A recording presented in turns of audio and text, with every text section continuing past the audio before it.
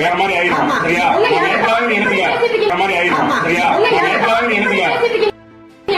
நீ மிரட்டாவே நீ நினைச்சுக்க. நீ அபிஷியலா பாரு, என்ன அபிஷியலா பாரு, கிடையாது. ஆனப்புறம் பிள்ளைய குழந்தையா பிள்ளைகளை விட்டு ஜப்பு கூட யாரு உனக்கு என்ன ரைட்ஸ் இருக்கு? ஜப்பு கூட அனுமதி வைக்கணும் உனக்கு தெரியுமா தெரியாதா? யார்டா உனக்கு ஜப்பு கூட அனுமதி வைக்கணும் உனக்கு தெரியுமா தெரியாதா? யார்டா உனக்கு அனுமதி என்னன்னா ஒரு வீட்டுக்குள்ள ஜபக்கூட்டம் நடத்துறாங்க. அந்த ஜபக்கூட்டத்துக்குள்ள ஒரு 4-5 பேர் நுழைஞ்சு அந்த வீட்டுக்குள்ள இந்த ஜபக்கூட்டத்தை நீங்க எப்படி நடத்துவீங்க, அதெல்லாம் நடத்தக்கூடாது, அதுக்கு பர்மிஷன் வாங்கினீங்களா, வேற மாதிரி ஆயிடும் அப்படிங்கிற வார்த்தையெல்லாம் அந்த ஒரு 4-5 பேர் பயன்படுத்துறாங்க. அந்த வீட்டுக்குள்ள ஜபக்கூட்டம் நடத்துற அந்த குடும்பத்தார், அந்த பாஸ்டர் அவருடைய மனைவி நினைக்கிறேன். ஸோ அவங்க கிட்ட வந்துட்டு இவங்க என்ன செய்யறாங்கன்னா, முதல்ல அத்துமீறி உள்ள நுழையிறாங்க. ஒரு பிரைவேட் கேம்பஸ்குள்ள ஒரு தனிப்பட்ட நபர் அவங்களுடைய வீடு அல்லது காம்பவுண்டு, அவங்களுடைய பென்சிங் அல்லது அந்த கேம்பஸ்குள்ள போயிட்டாலே அத்துமீறி நுழையிறதா தான் அர்த்தம். அப்படி அத்துமீறி நுழைஞ்சா அதை ட்ரெஸ்பாஸ் ஐபிசி செக்ஷன் 441 படி சட்டப்படி குற்றம். ஸோ அப்படி இந்த ஒரு 4-5 பேர் என்ன செய்கிறாங்கன்னு பார்த்தீங்கன்னா, அவங்க ட்ரெஸ்பாஸ் பண்ணி அவங்கள ரெண்டாவது என்ன செய்கிறாங்கன்னா த்ரெட்டன் பண்ணுறாங்க, அவங்கள மிரட்டுறாங்க. கபர்மா வேற மாதிரி ஆகிடும் அப்படின்னு சொல்கிறாங்க. வேற மாதிரி ஆகிடும்னா என்ன ஆகிடும்? கொலை பண்ணிடுவீங்களா, இல்லை என்ன செய்வீங்க, வேற மாதிரி ஆகிடும் அப்படின்னா அதுக்கு மிரட்டுதல்.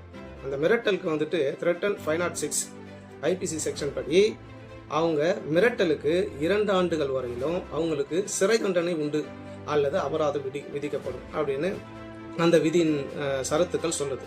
இப்போ என்னன்னா, இவங்க ஒரு தனி நபர் ஒரு வீட்டுக்குள்ள நடத்துகிற ஒரு ஜெப கூட்டத்தை இவங்க வந்துட்டு தடை செய்யறதுக்கு இவங்களுக்கு யார் உத்தரவு கொடுத்தது? ஒன்று. ரெண்டாவது, இவங்க எந்த அதிகாரத்தில் இவங்க அந்த வீட்டுக்குள்ள நுழைஞ்சு இங்கே ஜெப கூட்டம் நடத்தாதீங்க அப்படின்னு சொல்கிறாங்க. இதே மாதிரி தான் கோயம்புத்தூரில் நடந்த ஒரு சம்பவம். ஒரு வீட்டுக்குள்ளே ஜெப கூட்டம் நடத்துறத இந்து முன்னணி அமைப்பை சேர்ந்தவங்க அங்கே வந்துட்டு தடை செய்கிறாங்க. அந்த சம்மந்தப்பட்ட நபர் வந்துட்டு காவல்துறையில் போயிட்டு காவல் ஆய்வாளர்கிட்ட அவர் ஒரு புகார் மனு கொடுக்குறாரு. காவல் ஆய்வாளர் அதை ஏற்றுக்கல, அப்படியே கேர்லெஸ்ஸாக விட்டார். மறுபடியும் பிரச்சனை பண்ணுறாங்க. அந்த டார்ச்சர் தாங்க முடியாமல் அந்த பாதிரியார் என்ன செய்கிறாருன்னா, மாநில ஆணையத்துக்கு நேராக போயிட்டு அவர் வந்துட்டு அங்கே ஒரு புகார் மனு கொடுக்குறார். அங்கே அந்த ஹியூமன் ரைட்ஸ் கமிஷனில் அந்த புகாரை பெற்றுக்கொண்ட அந்த நீதிபதிகள் சம்மந்தப்பட்ட ஆய்வாளர் அதிகாரிகளை அழைச்சி அவங்க மேலே வந்துட்டு நடவடிக்கை எடுக்கிறாங்க. ஏன் இந்த புகார் மேலே நீங்கள் ஏன் நடவடிக்கை எடுக்கலை? அவர் வந்துட்டு ஒரு மற்றவங்களுக்கு ஒரு பொது இடத்துல வச்சு அவர் எதனா டிஸ்டர்ப் பண்ணால் பரவாயில்ல, அவருடைய ஓன் லேண்டு பட்டா லேண்டில் அவர் வந்துட்டு ஜெப கூட்டம் நடத்துகிறாரு. அதுவும் அவங்க வீட்டுக்குள்ளே அதை வந்துட்டு தடுத்து நிறுத்துறவங்க, பிரச்சனை பண்ணுறவங்க மேலே நீங்கள் நடவடிக்கை எடுக்காமல் அதை கண்டு கொள்ளாமல் விட்டதுனால இன்னைக்கு வந்துட்டு உங்கள் மேலே நாங்கள் நடவடிக்கை எடுக்கிறோம் அப்படின்னு சொல்லி ஜபக்கூட்டம் நடத்த விடாமல் தடுத்தவர்கள் மீது நடவடிக்கை எடுக்காத இன்ஸ்பெக்டர் தாசில்தாருக்கு அபராதம் விதித்து மனித உரிமை ஆணையம் உத்தரவிட்டுள்ளது. கோவை ஜோதிபுரத்தை சேர்ந்தவர் விட்டல்தாஸ்.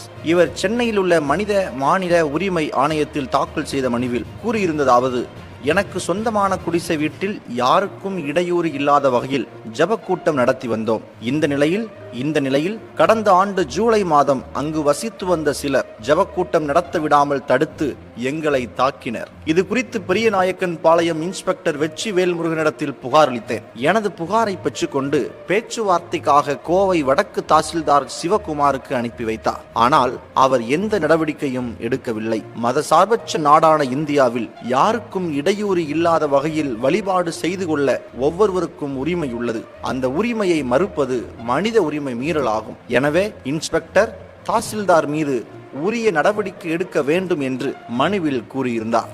இந்த மனுவை விசாரித்த டி ஜெயச்சந்திரன் பிறப்பித்த உத்தரவில் கூறியிருப்பதாவது: மனுதாரர் யாருக்கும் இடையூறு இல்லாமல் குடிசை வீட்டில் ஜபக்கூட்டம் நடத்தி வருவதாக தெரிவித்துள்ளார். இதற்கு அவருக்கு உரிமை உள்ளது.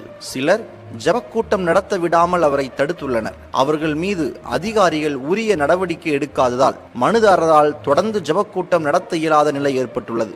இது மனித உரிமை மீறலாகும். இதற்காக வெற்றி வேல்முருகன் தாசில்தார் சிவக்குமார் ஆகிய இருவருக்கும் சேர்த்து ரூபாய் 50,000 அபராதம் விதிக்கப்படுகிறது. இந்த தொகையை தமிழக அரசு ஒரு மாதத்துக்குள் மனுதாரருக்கு வழங்கிவிட்டு அவர்கள் சம்பளத்தில் இருந்து தலா ரூபாய் 25,000 வீதம் பிடித்தம் செய்து கொள்ளலாம். குடிசை வீட்டில் ஜபக்கூட்டம் நடத்த அதிகாரிகளிடம் அனுமதி பெற தேவையில்லை என்றும் ஹைகோர்ட் தீர்ப்பு கூறியுள்ளது.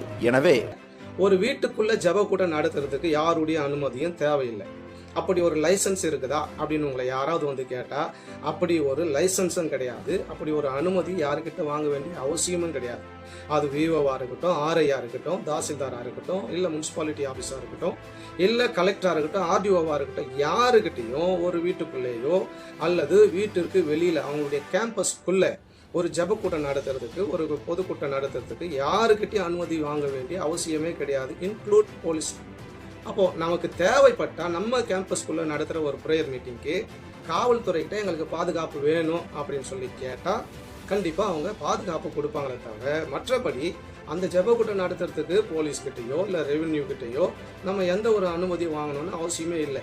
இப்படி ஒரு சில கூறுகட்ட சட்டம் தெரியாத மனிதர்கள் சும்மா யாருன்னா ஏவி விட்டு போய் பிரச்சனை பண்ணுங்க அப்படின்னு சொல்லிட்டு அனுப்புற சில இந்த இந்து முன்னணி, RSS போன்ற அமைப்புகளை சேர்ந்தவர்கள் இந்த மாதிரி வந்துட்டு அப்புறாணிங்களை ஏவி விட்டு அனுப்புறது. அவங்க தோல்ல ஒரு காவி துண்டை போட்டுக்கின்னு நேரா ட்ரெஸ்பாஸ் பண்றது, த்ரெட்டன் பண்றது, அங்க வந்துட்டு அவங்கள மிரட்டி அவங்கள வந்துட்டு நீங்க லைசன்ஸ் வாங்குனீங்களா, நீங்க லைசன்ஸ் வாங்காம நீங்க எப்படி ப்ரேயர் மீட்டிங் நடத்துவீங்க அப்படின்னு சொல்லிட்டு அங்க மிரட்டுறத இந்த வீடியோல நீங்க பார்க்கலாம். இப்போ என்னன்னா இவர் அத்துமீறி உள்ள நுழையத்து ட்ரெஸ்பாஸ். முதல்ல அதுக்கு அவர் வந்துட்டு அவருக்கு என்ன தண்டனை தெரியுங்களா?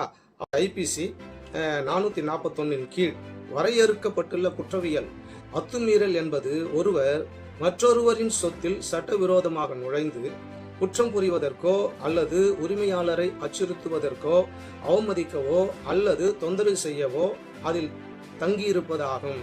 பிரிவு 447 கீழ் தண்டனைக்குரிய இந்த குற்றத்திற்கு 3 மாதங்கள் வரை சிறை தண்டனை விதிக்கப்படும்.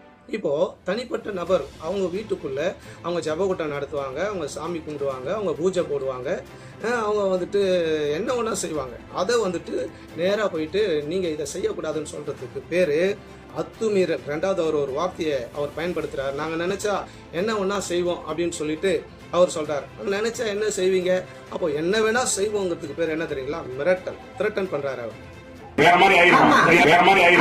அப்படி த்ரெட்டன் பண்ணா அதுக்கு வந்துட்டு அந்த சட்ட பிரிவு என்ன சொல்லுது அப்படின்னு சொல்லி பார்த்தீங்க. அவரை அச்சுறுத்துவது என்பது இந்திய தண்டனை சட்டத்தின் கீழ் IPC பிரிவு 503 குற்றவியல் மிரட்டல் இன் கீழ் முதன்மையாக வருகிறது மற்றும் IPC 506 கீழ் தண்டிக்கப்படுகிறது. இது பீதியை ஏற்படுத்துவதற்காக அல்லது சட்டவிரோத நடவடிக்கையை தூண்டுவதற்காக ஒரு நபருக்கோ நற்பெயருக்கோ அல்லது சொத்துக்கோ தீங்கு விளைவிப்பதாக அச்சுறுத்துவதை உள்ளடக்கியது. கடுமையான அச்சுறுத்தல்களுக்கு தண்டனை 2 ஆண்டுகள் முதல் 7 ஆண்டுகள் வரை சிறை தண்டனை விதிக்கப்படும்.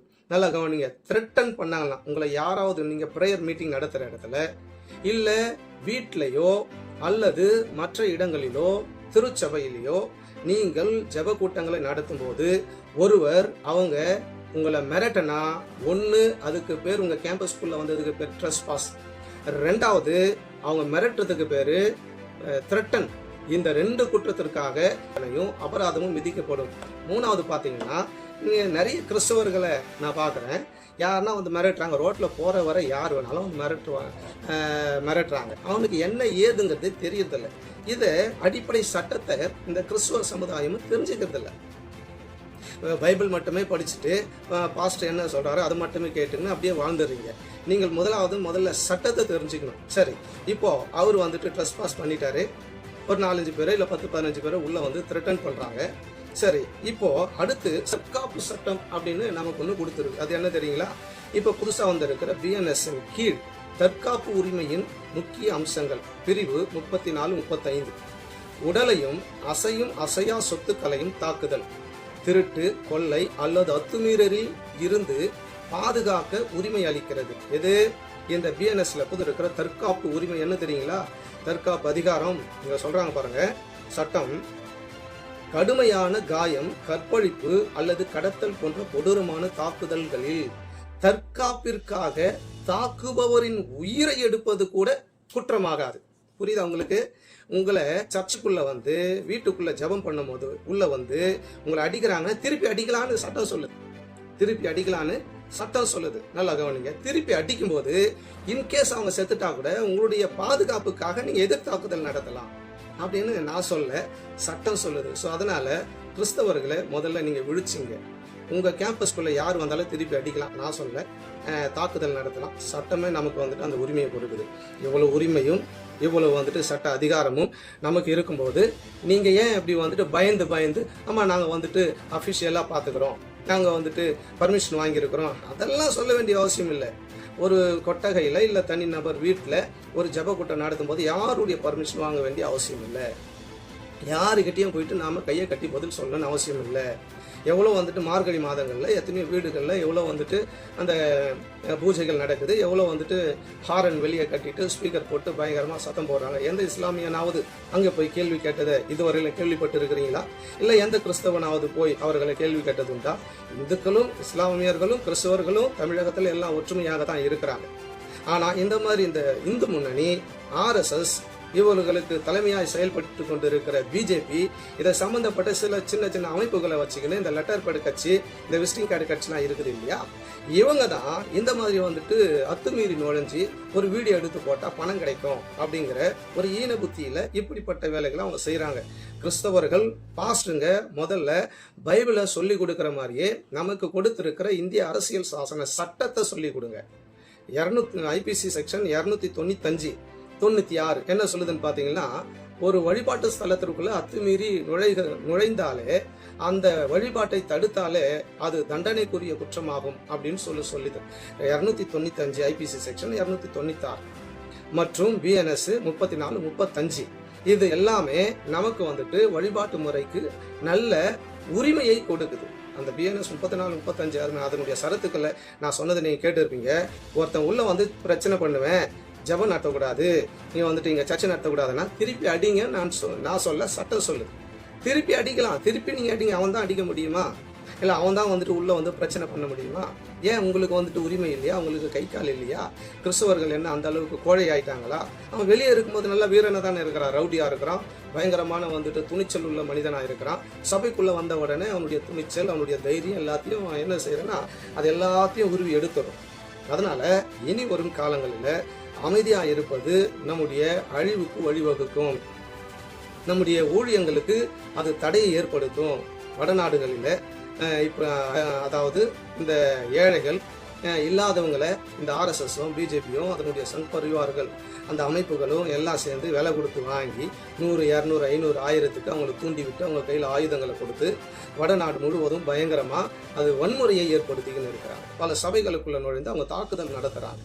அதனால நீங்க திருப்பி கேள்வி கேட்காத வரையிலும், நீங்க திருப்பி உங்களுக்கு கொடுத்திருக்கிற சட்டம் BNS 34-35 படி நீங்க திருப்பி தாக்குனால் ஒழிய சபைக்குள்ள எந்த நாயும் உள்ள வர முடியாது, எந்த நாயும் உள்ள வர முடியாது. அதனால உங்களுக்கு கொடுக்கப்பட்டு இருக்கிற சட்டத்தை நல்லா தெரிஞ்சுங்க. உங்களுக்குள்ள சபைகளை நீங்க தாராளமா நடத்தலாம். யாருக்கிட்டையும் அனுமதி கேட்க வேண்டிய அவசியம் இல்லை, யாருக்கிட்டையும் வந்துட்டு பர்மிஷன் வாங்க வேண்டிய அவசியம் இல்லை. நீங்க தாராளமா நடத்தலாம். மேற்படி உங்களுக்கு உதவிகள், சட்ட உதவிகள் தேவைப்பட்டாலோ அல்லது உங்களுக்கு வந்துட்டு எங்களை போன்றவருடைய உதவிகள் உங்களுக்கு தேவைப்பட்டாலோ கீழ்கண்ட எண்களுக்கு நீங்கள் தொடர்பு கொள்ளலாம். நாங்கள் நேரடியாகவோ அல்லது நாங்கள் தொலைபேசியின் வாயிலாகவோ நாங்கள் உங்களுக்கு சப்போர்ட் பண்ணுவோம். தமிழ்நாட்டில் இருக்கிற எந்த கிறிஸ்தவனும் எந்த பாஸ்டரும் யாருக்கும் பயப்பட வேண்டிய அவசியம் இல்லை. அவங்களுக்கு இருக்கிற அதே உரிமை உங்களுக்கும் உண்டு, அவர்களுக்கு இருக்கிற அதே சட்டம் உங்களுக்கும் உண்டு. அதனால ஜனநாயக நாட்டில் நாம் எல்லாம் யாரும் யாருக்கும் பயப்பட வேண்டியதில்லை. தைரியமா இருங்க. சர்ச் நடத்துங்க, ஜெபம் நடத்துங்க, வீட்டுக்குள்ள நடத்தலாம், உங்க வீட்டு வாசல்ல நடத்தலாம், உங்க காம்பவுண்டுக்குள்ள நடத்தலாம், நீங்க எங்க வேணா நடத்தலாம். அவங்களை யாரும் கேட்க முடியாது. நீங்க வீட்டை விட்டு வெளியே போய் ரோட்ல இல்ல ஒரு பொது மைதானத்துல நீங்க நடத்துறீங்களா, அப்போ நீங்க வந்துட்டு ரெவன்யூலையோ இல்ல காவல் நிலையத்திலையோ நீங்க தகவல் தெரிவிக்க வேண்டியது கட்டாயம் அவசியம். அதனால நீங்க தைரியமா இருங்க, வீட்டுக்குள்ள நல்லா ஜெபம் நடத்துங்க, யார் வந்தாலும் கேள்வி கேளுங்க, வெளியே அனுப்புங்க. திருப்பி தாக்குறதுக்கு உங்களுக்கு ரைட்ஸ் கொடுத்துருக்குது, அதை பயன்படுத்தி கொள்ளுங்க. God bless you.